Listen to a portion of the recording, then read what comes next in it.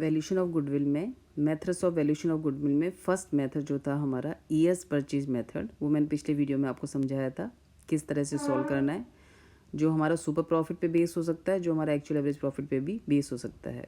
उसका एक एग्जांपल दिया था मैंने आपको असाइनमेंट में सॉल्व करने के लिए। उसमें कुछ स्टूडेंट्स को दिक्कत आ रही है कुछ पॉइंट्स में, जो एडजस्टमेंट यहाँ पे पर्टिकुलर ईयर के प्रॉफिट में करने थे, उस एडजस्टमेंट में कुछ कन्फ्यूज़न है, तो मैं इसको आपको वीडियो बना के समझा रही हूँ कि असाइनमेंट किस तरह से हमें सॉल्व करना है।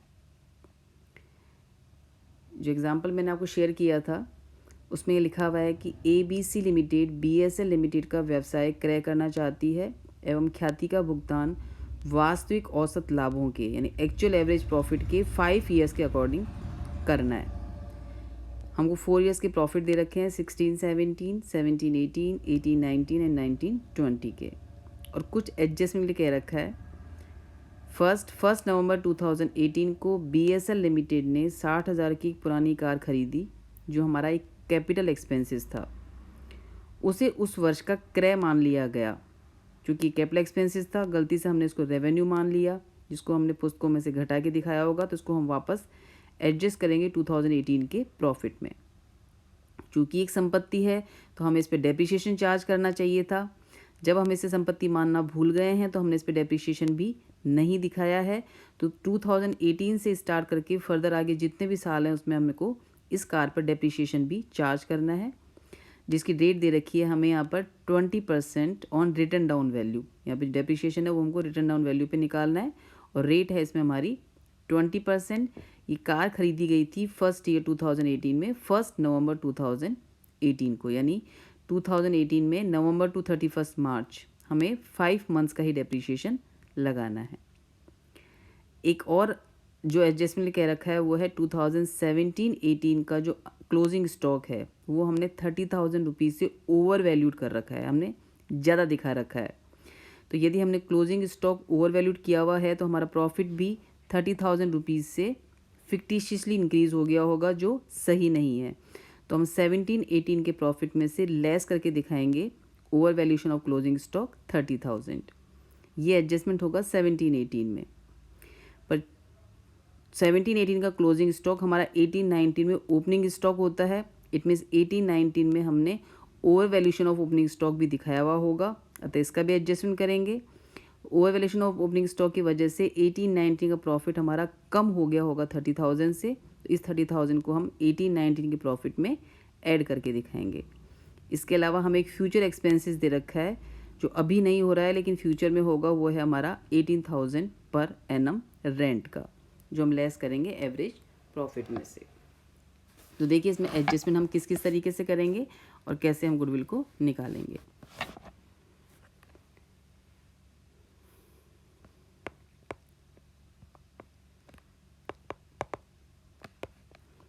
तो सबसे पहले हम लिख लेंगे इसमें statement of future maintain profit और एक्चुअल एवरेज प्रॉफिट। इसको स्टेटमेंट फॉर्म में बना के दिखा रही हूँ क्योंकि इसमें काफ़ी सारे एडजस्टमेंट हैं। Statement of future maintainable profit.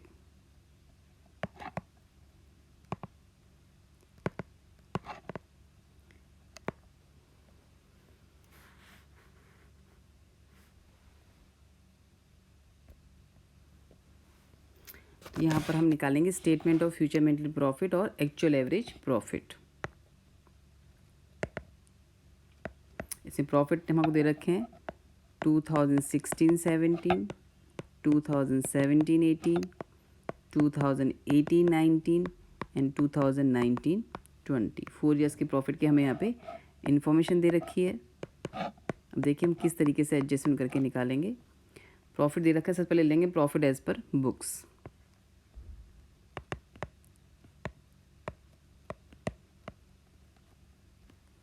जो हमें यहाँ पर दे रखा है 2,60,000, 3,60,000 एंड 4,00,000।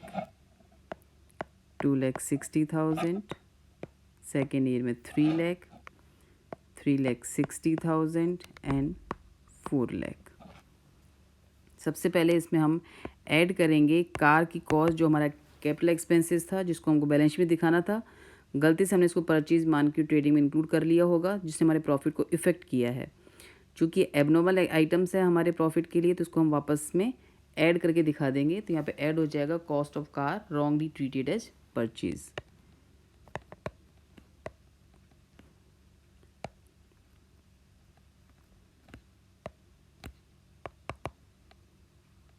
ट्रीटेड एज परचेज, ये हमने परचेज की थी 2018 में। तो 18-19 के प्रॉफिट में हम यहाँ पर ऐड कर देंगे 60,000 रुपीज़।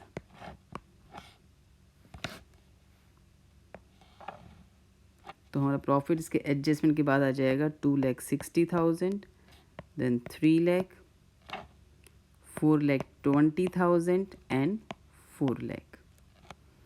इसके बाद चूँकि कार है हमारी असेट्स है, तो इसे डेप्रिसिएशन हमको चार्ज करना चाहिए था, जो यहाँ पे चार्ज नहीं किया गया है क्योंकि डेप्रिसिएशन हम कार को लिखना भूल गए थे। तो यहाँ पे हमें लेस करना है अलाउेबल डेप्रिसिएशन ऑन कार, जो 18-19 से शुरू होकर आगे फर्दर ईयर्स में दिखाया जाएगा, जिसकी रेट है 20% per annum on return down value. तो लेस कर देंगे हम allowable depreciation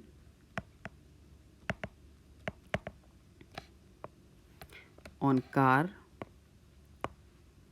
at the rate of 20% पर annum। तो फर्स्ट ईयर में यानी 18-19 में हम कार पे डेप्रिसिएशन चार्ज करेंगे सिर्फ, मतलब यहाँ पे डेप्रिसिएशन आपको इस तरीके से निकाला जाएगा।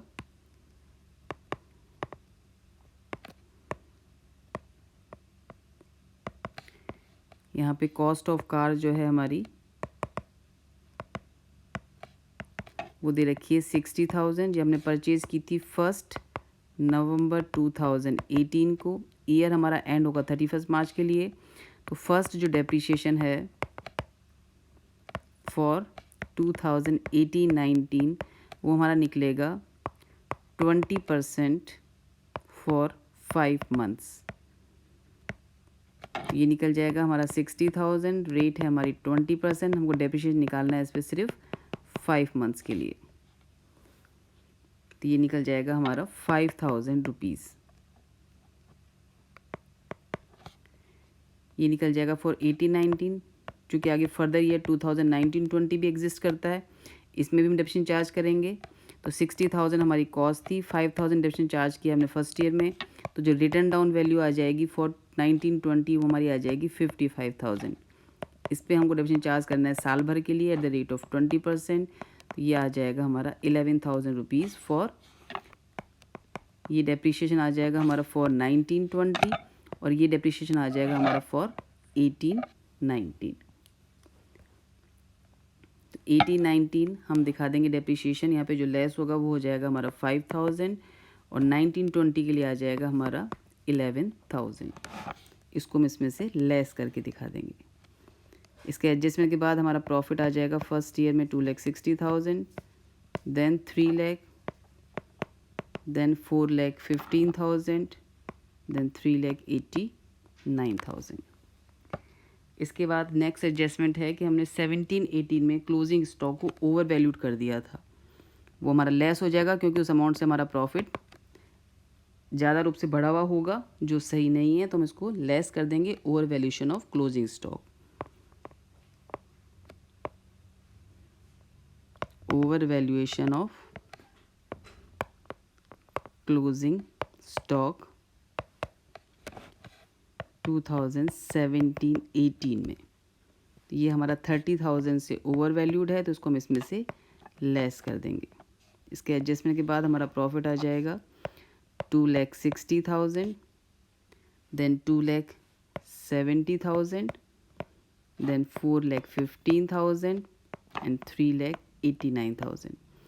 अब 30,000 क्लोजिंग स्टॉक 17-18 में है, तो ये हमारा 18-19 के लिए हो जाएगा ओपनिंग स्टॉक, जो भी ओवर वैल्यूड है। तो इसको हम यहाँ पर ऐड कर देंगे। कभी भी क्वेश्चन के अंदर क्लोजिंग स्टॉक में कोई भी एडजस्टमेंट होगा तो जस्ट नेक्स्ट ईयर में वो ओपनिंग स्टॉक में उसका रिवर्स एडजस्टमेंट हमको करना ही करना होगा। तो इसमें से हम ऐड कर देंगे over valuation of opening stock in 2018-19। तो ये हमारा यहाँ पर प्लस हो जाएगा 30,000 rupees.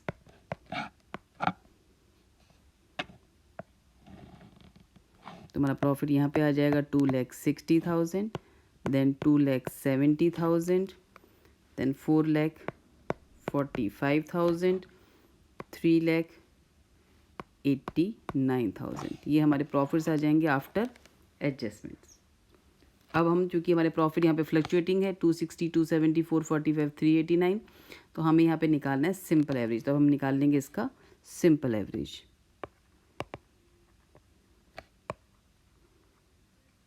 Simple average of profit ये निकल जाएगा हमारा 2,60,000 plus 2,70,000 plus 4,40,000 plus 3,89,000 divided by 4। तो ये निकल जाएगा हमारा टोटल 13,64,000 डिवाइडेड बाय 4, यानी ये आ जाएगा हमारा 3,41,000। इसमें से हम लेस कर देंगे फ्यूचर एक्सपेंसेस जो है हमारा रेंट।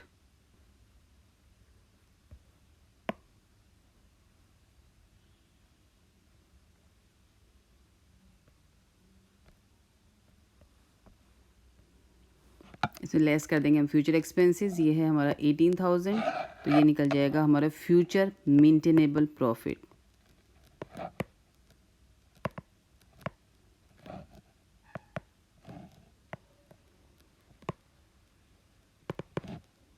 और एक्चुअल एवरेज प्रॉफिट।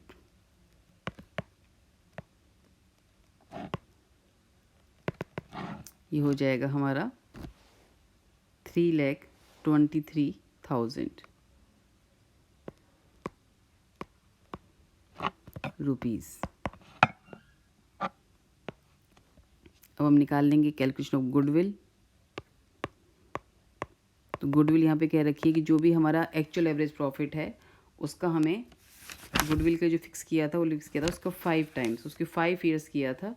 तो हमारा गुडविल हो जाएगा actual average profit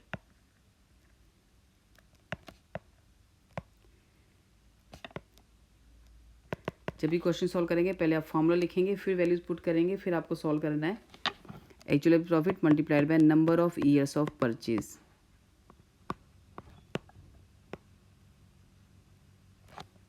actual average profit है हमारा यहाँ पर 3,23,000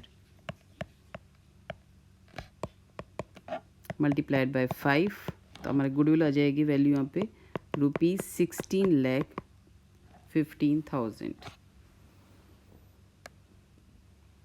तो ये हमारा आंसर हो जाएगा 16,15,000 अमाउंट ऑफ गुडविल। क्योंकि यहाँ पे हमारा number of years of purchase based था ऑन एक्चुअल एवरेज प्रॉफिट। यहाँ हमें सुपर प्रॉफिट निकालने की आवश्यकता नहीं थी।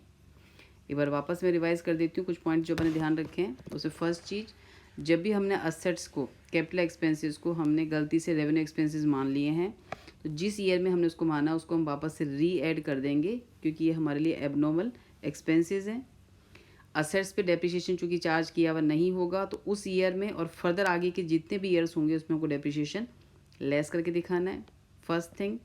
सेकंड थिंग, यदि किसी ईयर में हमने क्लोजिंग स्टॉक का कोई भी एडजस्टमेंट हमें करना पड़ा है, तो जस्ट नेक्स्ट ईयर के अंदर हमें उसको ओपनिंग स्टॉक के रूप में उसका रिवर्स एडजस्टमेंट भी करके दिखाना होगा। तो ये ध्यान रखते हुए आपको इस तरीके से इस एग्जाम्पल को सॉल्व करना था। अभी भी कोई डाउट है तो आप मुझसे व्हाट्सएप ग्रुप पर पूछ सकते हैं।